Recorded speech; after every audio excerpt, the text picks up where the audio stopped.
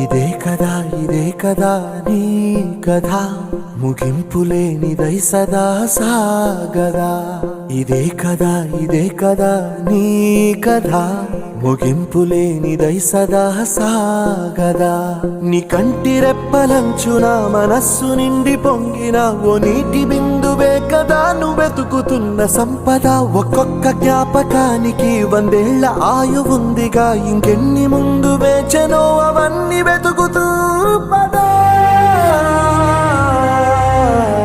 మనుష్యులందు నీ కథ మహర్షిలాగా సాగదా. మనుష్యులందు నీ కథ మహర్షిలాగా సాగదా.